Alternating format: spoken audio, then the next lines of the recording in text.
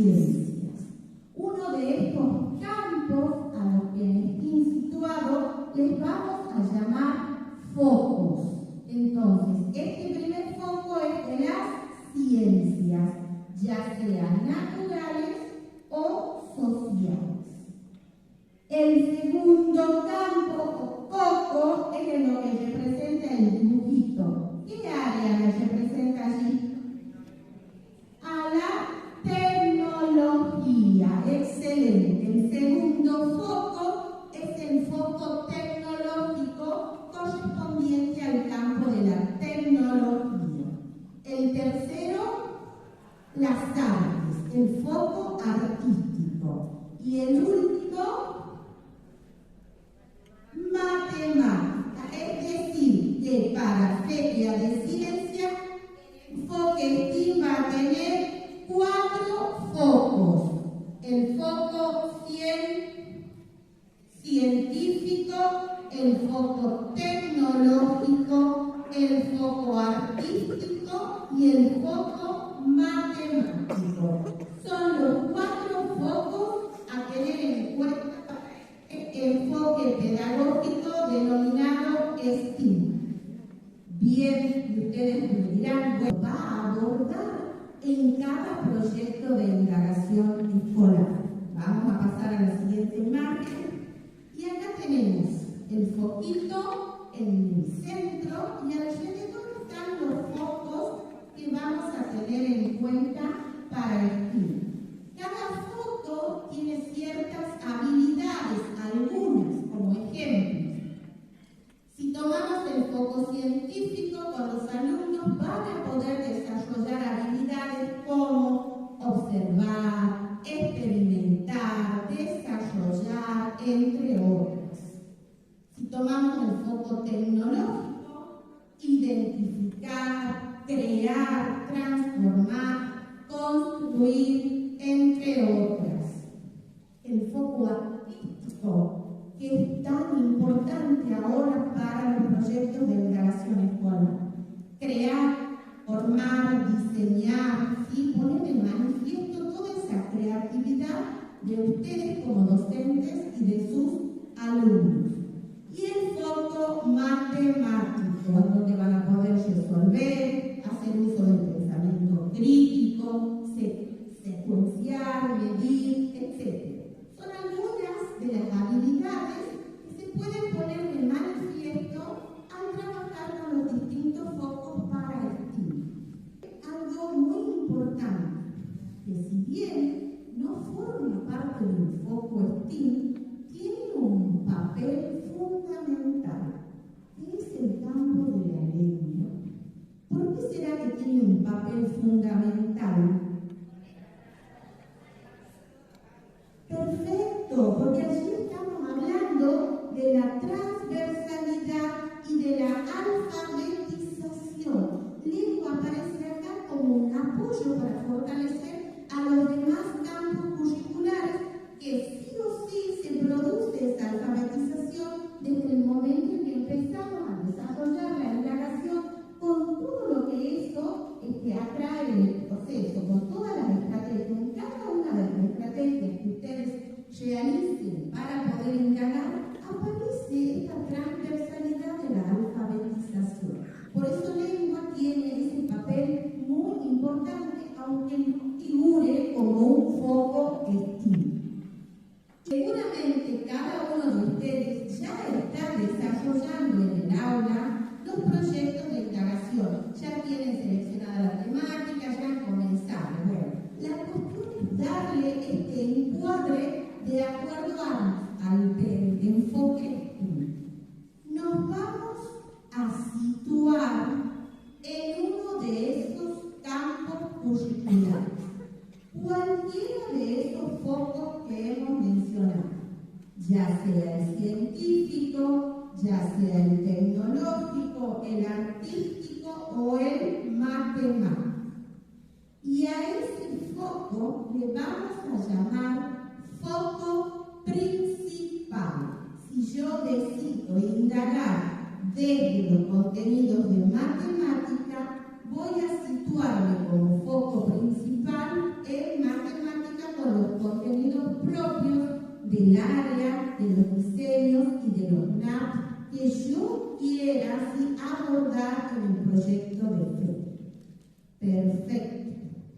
Por ejemplo, una temática actual que vamos viendo que se reitera en las distintas zonas, tanto de primaria como de secundaria y en las modalidades, es trabajar con una problemática que nos atraviesa a los tucumanos desde hace mucho y que estamos todos padeciendo de una forma más o menos algunos y que pedimos siempre a Dios que nos fortalezca si la llegamos a tener. ¿Qué problemática es?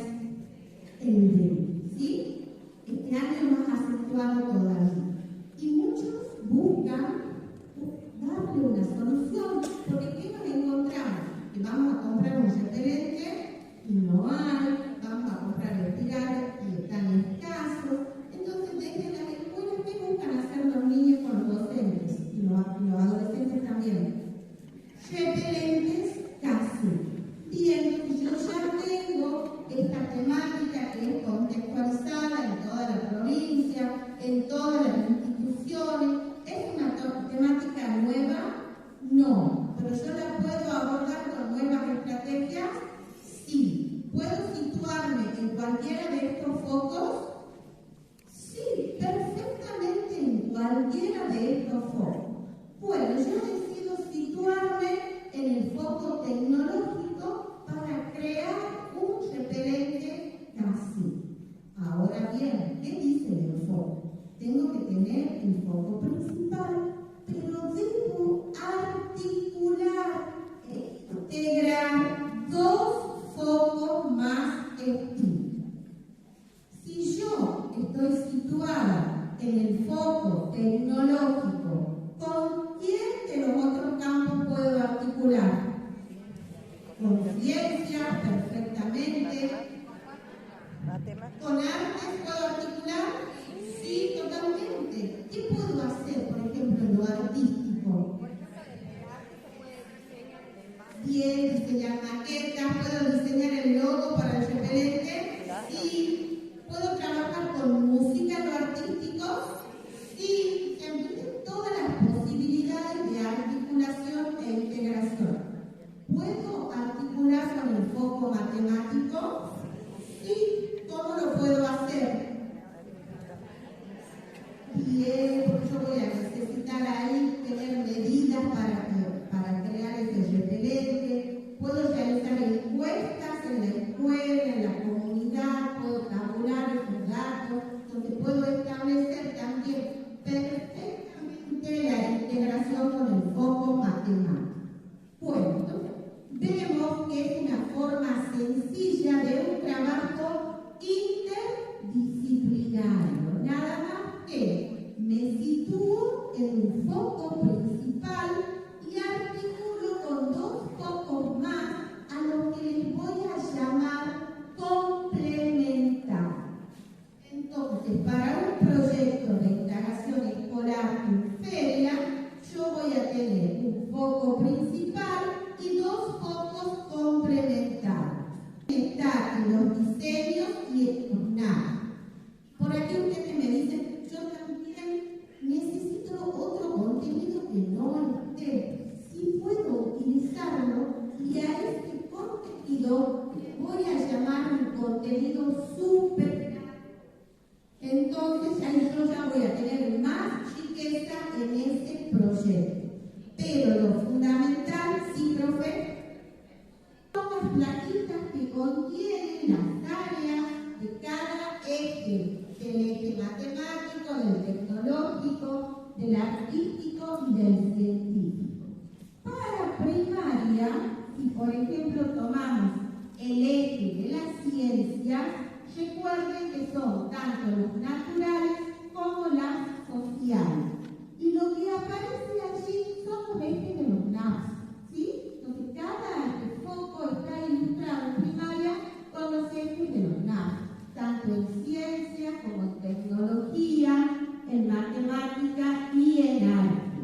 Lo bueno también acá en la educación tecnológica que aparecen los contenidos de programación, robótica y todos los contenidos que a sus alumnos es la realidad que ellos están atravesando, movilizados por estas tecnologías que ustedes les pueden dar uso en un proyecto de indagación escolar. Cada uno los va a tener para que luego sí pueden imprimir si quieren esa parte y lo tienen claramente cuáles son. También tienen cada foco, ya sea en el científico, en el tecnológico, todas las áreas que pasan a formar parte de cada uno de los focos, que en realidad son todas las que venimos trabajando, nada más que ahora están agrupadas en estos 4 focos. Bien, vamos a ver ahora, así como yo les estuve diciendo cómo es el enfoque STEAM, vamos a ver de qué manera se adapta ese enfoque a la metodología de la indagación escolar. En el día de hoy también vamos a ver ejemplos, tanto de primaria como de secundaria, de proyectos ya realizados, pero cómo desde el equipo de feria pudimos verlos y darles ese encuadre al enfoque STEAM. También vamos a tener una pequeña dinámica de trabajo y vamos a tener un cortecito enseguida para que ustedes pasen las etapas de la indagación. ¿Recuerdan? El enfoque STEAM es un trabajo, una manera de trabajar de forma integrada, ¿sí? Pero nosotros no dejamos de lado que el motor de los proyectos es la indagación escolar, no la investigación científica. O sea, seguimos con la indagación escolar. ¿Cuál es la diferencia? Que ahora vamos a trabajar no en soledad, sino en forma integrada. ¿Qué significa? Que voy a buscar a mi colega de arte, a mi colega de tecnología, a mi colega de matemática, a mi colega de lengua, lo voy a tener como coordinador más o menos porque es el enfoque transversal, digamos, en el proyecto. Y vamos a trabajar en forma, diríamos, paralela en el mismo curso o en el mismo grado. No voy a trabajar, si estoy en 4º grado, no voy a trabajar con la profe de 5º grado. Si estoy en 5º año de la secundaria, voy a trabajar con todos los profes de 5º año de la secundaria. No voy a trabajar con 4º, con 1º, con 2º. A menos que sea una escuela de la modalidad rural, donde tenemos los grados asociados, donde trabajamos por internivel, ¿sí? O plurial, ¿sí? Esa es la única excepción. O sea, no voy a trabajar en soledad. Nosotros sabemos que todos los proyectos tienen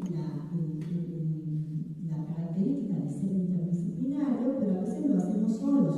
No estamos trabajando con el colegio. Acá, cuando elegimos un foco y lo integramos con otros 2 más, significa que lo integro a los profes de esos focos, ¿sí? Bien, siempre el motor, la motivación va a ser la indagación. Y la indagación comienza, ¿sí?, con una etapa que creo que todos hemos comenzado, la comenzamos cada vez que nosotros vamos a dar una clase. Cuando nosotros damos un tema nuevo, ¿cuál es la primera parte de la clase que nosotros damos? ¿Cómo se llama? La presentación, los conocimientos previos, ese inicio, pero eso lo damos a través de una qué. Una motivación. Muy bien. Esa motivación en indagación es sinónimo de problema. ¿Sí? El análisis del problema o la presentación del problema. O sea, la búsqueda de la curiosidad, despertar la curiosidad de los chicos para que puedan indagar. ¿Sí? Esa motivación o curiosidad, nosotros la vamos a despertar de 2 maneras. Primero puede ser desde un emergente, que los chicos vengan con algo que les inquieta saber, como por ejemplo esto del dengue, que hablaba Nancy, o un accidente de tránsito, cualquier situación, o quizás ustedes tengan un grupo de contenidos en la planificación, quieran enseñarlo de otra manera, porque son contenidos como muy abstractos, inclusive los 2 proyectos que vamos a ver ahora de ejemplos reales, de vida real, son medio abstractos los contenidos, sin embargo, los docentes han buscado la manera de problematizar esos contenidos, o sea, despertar curiosidad. Problematizar es despertar curiosidad para indagar, ¿sí? Para que entonces ustedes puedan enseñar. No es del interés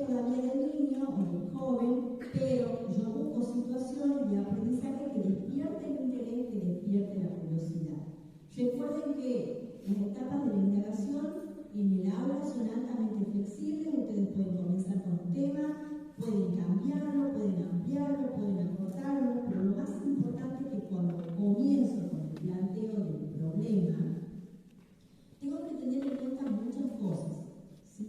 Primero el tema, o sea, si viene de la curiosidad de los chicos, inmediatamente ir a mi planificación a ver a dónde se encuentran los contenidos que se relacionan con esa problemática, ¿sí? Por ejemplo, contaminación del agua. Señor, profe, ¿sabe que el agua, en muchos de los radios, que el agua está contaminada, por ejemplo? Entonces yo voy a ir a ver qué contenidos se relacionan con mi área. Capaz que yo estoy en lengua, ¿se relaciona? Sí se relaciona, porque exacto, a través del texto expositivo, yo trabajo el texto expositivo, pero trabajo el tema de la contaminación del agua, que es algo de los chicos. Ahora puede ser al revés, yo quiero enseñar un contenido que está en mi planificación, pero que a los chicos mucho no les gusta o no les atrae. Entonces yo busco la manera de motivarlos para que se problematicen. Por ejemplo, geometría, un tema nuevo. Entonces yo busco algo para motivarlos, ¿sí? Y empezar a trabajar, como por ejemplo preguntarles qué forma tiene el centro cultural, o cómo se habrán construido las paredes de la escuela, por qué las paredes serán tan derechitas, será derecha de todas las paredes o algunas tendrán alguna inclinación, por qué el techo será inclinado, o sea, un montón de preguntas que los lleve, los motive a trabajar el contenido de matemática. Bien, entonces, el problema tiene que tener contenido, eso es fundamental, tiene que ser corto y preciso. Ustedes muchas veces se entrampan y hacen problemas muy grandes y después se agarran la cabeza porque no pueden terminar el proyecto, ¿sí? Entonces, cuanto más corto y preciso sea, va a ser más claro para ustedes, el objetivo va a ser más concreto y van a poder abarcar los contenidos que ustedes tengan que enseñar. La contaminación del agua, a que yo diga, por ejemplo, la contaminación del agua en el Centro Cultural Juan Bautista Alberdi. ¿Hay diferencia? ¿Cuál es más corto y preciso? Y si yo digo la contaminación del agua para beber en el Centro Cultural Juan Bautista Alberdi, más preciso. Y si yo digo la contaminación del agua para beber de la red de agua, creo que así se llama en tecnología, de la red de agua, en el Centro Cultural Juan Bautista Alberdi, sí, puede estar contaminada la red, puede estar contaminado el tanque, puede estar contaminado, etc. ¿De qué lugar estamos hablando? Fuentes de donde recibimos agua, ¿sí? Tiene que ser preciso, tiene que ser concreto, bien. Tiene que ser relevante. ¿Qué significa cuando hablamos de que un problema es relevante? Es el que nos muestra que realmente es significativo y es importante trabajarlo. ¿Por qué? Porque nos refleja contenidos a enseñar, ¿sí? No es lo mismo preguntar la contaminación a decir la contaminación del agua para beber. ¿Me está reflejando contenidos? ¿De qué foco principal? Ciencias naturales. ¿Pero podría trabajar con otros focos? Sí, ¿con cuál? Tecnología, excelente. Artística, muy bien. ¿Matemática? También. ¿Y el eje transversal sería lengua? Sí. Excelente, tiene 10, muy bien. Y tiene que ser original, o sea, hemos dicho, preciso, relevante y original. Uy, contaminación del agua, sí existe. Sí, pero ¿por qué original? Porque está contextualizado. Porque no estoy hablando de la contaminación del agua en general, sino estoy hablando puntualmente de la contaminación del agua para beber de la red de agua del Centro Cultural Juan Bautista Alberdi. Si yo hago esa investigación acá la misma investigación en el Centro Cultural de la ciudad de Pilares, ¿los resultados van a ser los mismos? No. La metodología de trabajo, o sea, todas las técnicas y las actividades de búsqueda van a ser iguales. No. Acá capaz que haya más o menos o viceversa. ¿Sí? Entonces, eso hace innovador al problema, que lo hace contextualizado porque vamos a sacar resultados diferentes sobre el mismo tema. ¿Sí? Bien. Luego del problema viene la formulación de hipótesis, o sea, vamos a hacer posibles respuestas a esa pregunta del problema. Otra cuestión, el problema, que yo les decía que era el eje motivador para empezar un proyecto de indagación, para enseñar contenidos, el problema tiene que estar en alta relación con la hipótesis, ¿sí? Y siempre tenemos que tener en cuenta que ese problema tiene que ser realizable, o sea, tiene que ser factible, ¿sí? Y por más que yo me plantee el problema y que esté la contaminación del agua acá y que no podamos beber del agua del red, no significa que lo tenemos que solucionar nosotros a ese problema. Nosotros vamos a la respuesta de la pregunta, ¿sí? Pero no es que tengamos sí o sí, no sé, buscar la sal, hacer rifa, no. ¿Sí? Es investigar, responder con fundamento, a partir de lo que uno ha investigado. ¿Sí? Bien. Las hipótesis son las respuestas probables a la pregunta del problema. Esas hipótesis, ahí es donde nosotros también vamos a trabajar mucho con los alumnos para enseñarles a que ya empiecen a hipotetizar con argumentos. Uno, con los contenidos, con los saberes previos que el alumno tiene, y otro, también con la construcción de un breve marco teórico. En el planteo del problema también, cuando ustedes abordan un tema, tienen que leer mucho sobre ese tema. Cuanto más lean sobre ese tema y lo contextualicen al lugar a donde están trabajando, van a ver cómo van a tener creatividad y cómo nos va a salir un montón de ideas para hacer actividades con los chicos. Los chicos cuando hipoteticen ya tienen que tener idea de lo que se está hablando para responder con un fundamento. ¿Sí?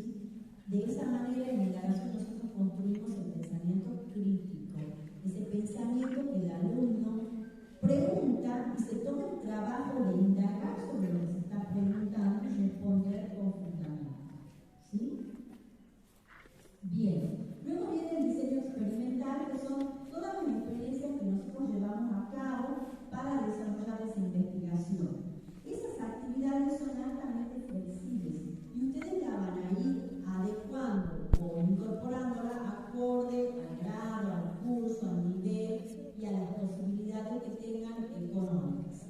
Antes que se me vaya la idea, el problema, esto de que hablábamos de la contextualización es muy importante, pero en la actualidad esa contextualización puede ser muy cercana y también podemos trabajar una contextualización más lejana desde que trabajamos con el uso de la TIC. Muchas veces nosotros decimos, bueno, pero vamos a abordar la investigación en la contaminación del agua de acá porque la escuela, mis alumnos son de la escuela normal y siempre están viniendo al centro cultural. O porque los chicos vienen a la tarde a talleres de, no sé, de arte por la tarde y entonces están acá. Pero yo les cuento una anécdota que es de nivel inicial, por ejemplo, que han trabajado indagación a distancia. Y también es posible, ¿por qué? Porque con los recursos TIC se puede abordar un contexto un poco más alejado porque es del interés de los chicos. Nosotros decimos del interés y siempre lo veníamos diciendo porque el interés es el más cercano al inmediato. Pero con esto de la red, con el boom de internet, de los teléfonos celulares, de la televisión, los chicos tienen conocimiento de lugares más lejanos, ¿sí? Por ejemplo, la docente de nivel inicial quería abordar seres vivos y los animales en el jardín, entonces llevó la película de Madagascar para que los chiquitos vean sobre las características de los animales. ¿Y qué han visto los chiquitos que les ha llamado la atención? Los pingüinos. ¿Por qué? Porque aquí no hay pingüinos. Entonces les llamaba la atención. Los animalitos que ellos tienen los conocen, pero los pingüinos no. Entonces preguntaban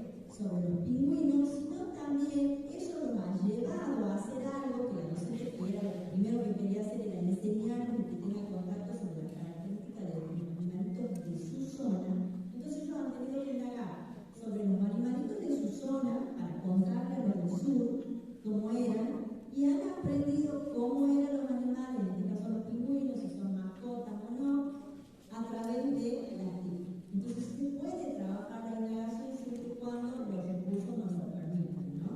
Bien.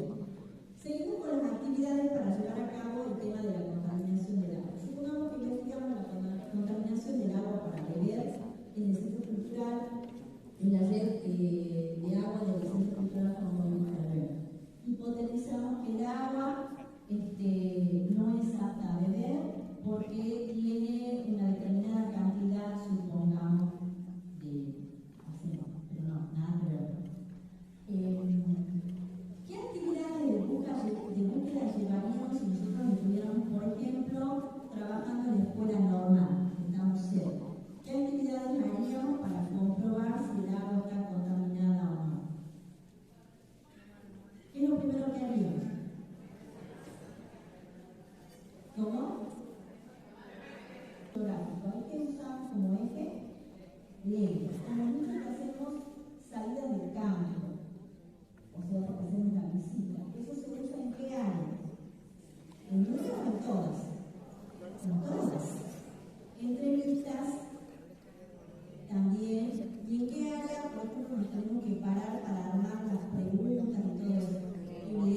Ahora, el contenido de esa entrevista me va a determinar el área. Si el contenido del agua o el tipo de agua va a estar en ciencias naturales. Si hablamos de las consecuencias del consumo del agua, va a estar en ciencias sociales. Muy bien, en las encuestas yo voy a preguntar si consideran si el agua es apta para beber o no.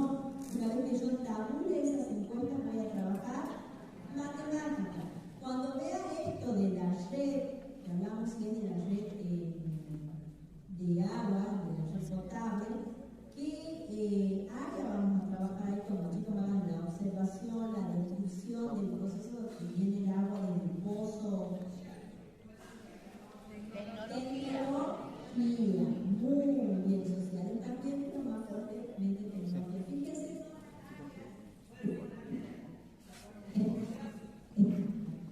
¿Te repita? ¿Acá? Sí. ¿Cómo? Muy bien, también. Exactamente.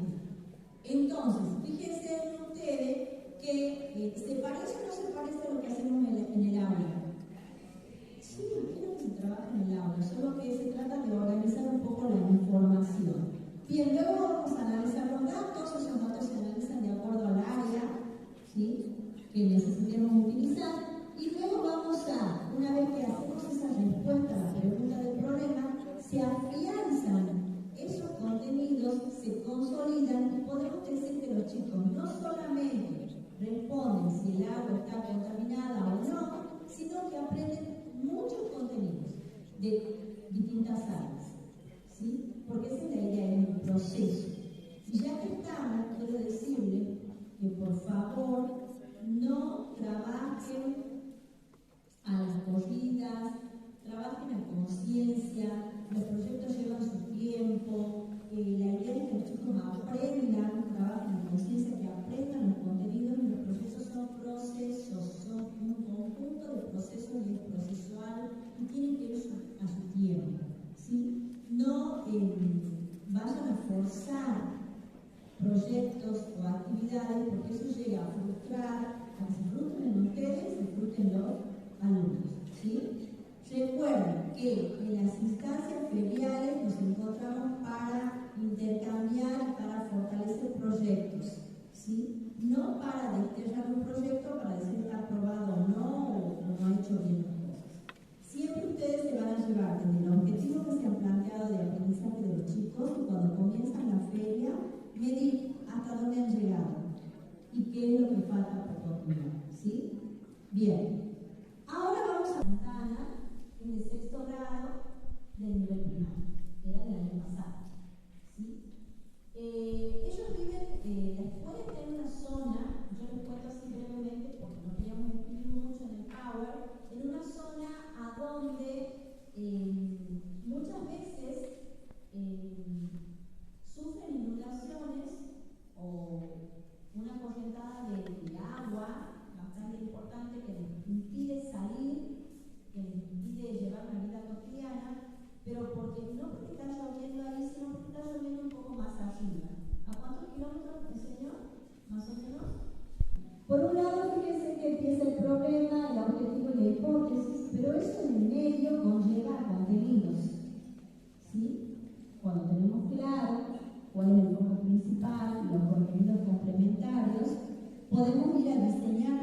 planificación, que son las actividades que se llevan a cabo. Analizamos cómo participa lengua en todas las áreas y llegamos a la conclusión. Quédense tranquilos que esto lo vamos a compartir con todos los supervisores, ¿sí? Para que ustedes lo tengan, le ayuda a memoria cada vez que trabajan. Vamos al planteo del problema. Dice, es importante que para la población estudiantil y los habitantes de la comunidad rural del lote 4 Santa Ana conocer anticipadamente las variaciones de los fenómenos meteorológicos de la troposfera. Yo pregunto, ¿ese problema es preciso? Sí, es muy preciso, es puntual. Bien. ¿Es relevante? O sea, ¿me está mostrando contenidos? Sí, me muestra contenidos. ¿De qué área? En ciencias naturales. Muy bien. Fenómenos meteorológicos de la troposfera natural, el foco principal. Tiene otros contenidos, siempre van a estar los contenidos relacionados, pero el principal es fenómenos meteorológicos de la troposfera. Obvio que sí está asociado también. Bien. Les pregunto ahora, ¿este proyecto, este problema es original? Está contextualizado. ¿Llevé la lectura de marco teórico? Sí. Porque yo me preguntaría si yo no leería sobre el tema, yo me preguntaría, ¿será que se puede solucionar el problema de la caída de agua de 10 kilómetros? Nada más, no me preguntaría así tan puntual con sustento teórico, ¿no? Bien, vamos a la hipótesis la respuesta probable. Dice, el conocimiento anticipado de las variaciones de los fenómenos meteorológicos de la troposfera es de suma importancia para planificar el desarrollo de la agricultura y la vida en general de la población estudiantil y habitantes del lote 4 Santa Ana. La hipótesis es una respuesta categórica, que puede ser por sí o por no. Pero ahí no dice que sí se puede prevenir o no se puede prevenir. Hay un fundamento. ¿Hay un fundamento teórico ahí? Sí. Ahí ha intervenido las ciencias naturales y ¿qué área? Otra vez, la ley. Pero para armar el fundamento teórico, bien. Ajá. Bien, muy bien. Muy bien. Vamos ahora al objetivo. Generar conciencia, dice, a la población estudiantil y habitantes del lote 4 y alrededor de Santa Ana sobre la importancia de la observación meteorológica en la escuela. Fíjense que el primer objetivo ya me está reflejando trabajar también las ciencias sociales, esto de generar conciencia, ¿no? Pero eso se logra en una semana, 2 semanas, en 3 meses. No. ¿Cuánto les ha llevado tu proyecto el año pasado? Todo el año. Por eso le estamos diciendo que no vayan a forzar nada. O si hacen un objetivo así, no se frustren porque en los 2 meses o el mes no lo van a cumplir. ¿Sí? Bien. El otro, construir una estación meteorológica casera con materiales reutilizados con el fin de recolectar datos que permitan conocer el estado del tiempo para planificar actividades cotidianas y cuidar las huertas de la comunidad. Ahí ya aparece el área de tecnología. Muy bien. ¿Y de la mano con qué área? Porque tienen que construir, tienen que medir, que sumar, matemáticas. ¿Volvamos ahí? Vamos a los contenidos, a otra cosa. Sí, bueno, Nancy les ha dicho, creo que yo también. Miren los contenidos.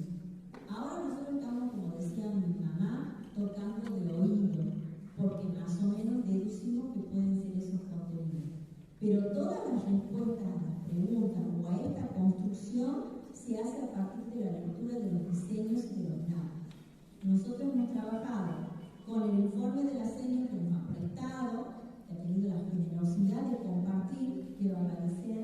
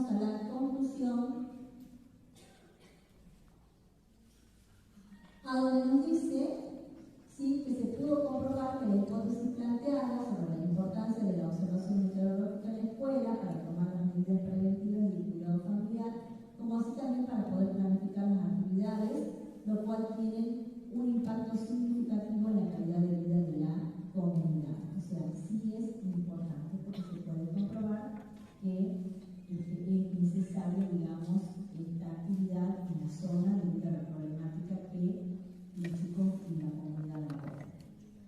Bien, los proyectos pueden continuar. Este proyecto lleva un año. No se desesperen, no se estresen. Si no han comenzado, comiencen y van a empezar con un proyecto y van a ir mostrando hasta dónde van llegando. Si tienen proyectos del año pasado, retómenlo, como decía Nancy, porque son muy ricos y le van dando el giro. Es más, hay proyectos que no han sido trabajados como indagación, no han sido presentados en ferias de ciencia y son muy ricos para presentarlos y para mostrarlos desde la estructura de la indagación. Eso también hemos estado viendo y hemos invitado a algunos profes que son de algunas escuelas que están trabajando con proyectos que no han sido de indagación puramente y pueden ser redireccionados para trabajar desde la indagación y con el enfoque STEAM. A mí me gustaría ver o STEM, que es sin arte, son 4 focos sin contar arte. Van a encontrar STEAM con arte también, pero no desde la indagación. O sea, STEAM se incorpora como una perspectiva para trabajarlo desde la indagación escolar, por eso es situado y decimos que STEAM como indagación escolar se adecua a el aula y no el aula a estas propuestas de enseñanza. La profe la insta los mismos, ¿sí? Son 4 documentos que se presentan. Vamos a comenzar por uno simple, que es el exclusivo de los alumnos. ¿Cuál será? La carpeta de campo, que ustedes saben todo esto. La carpeta de campo, que sigue siendo el documento exclusivo de los alumnos, con todos los trabajos realizados, con todo el registro fotográfico, tal cual como lo hacen ellos, siempre y cuando esa carpeta de campo tenga ese orden cronológico de las actividades que van realizando. ¿Para qué? Para que el evaluador o cualquier persona que visibilice ese proyecto pueda entender. Entonces, carpeta de campo. ¿Cuál es el otro documento que es exclusivo de ustedes? Bien, por ahí fuerte. El registro pedagógico. Sigue siendo, ¿sí?, como veníamos haciéndolo, el relato puro y exclusivo del docente, que da cuenta de todo el proceso realizado. Este relato en donde también aparece lo subjetivo de ustedes, cómo les fue al trabajar un proyecto de feria, qué errores cometieron, qué logros, cómo pudieron resolver lo que se iba presentando, con qué contenidos trabajaron, quién los ayudó, cuál fue la integración, cómo el proyecto salió del aula, comenzó así a pasar todas esas barreras y llegó hasta las distintas instancias. Recuerden, como decíamos en el comienzo, el documento que se presenta. El stand, al igual que el año pasado, es flexible.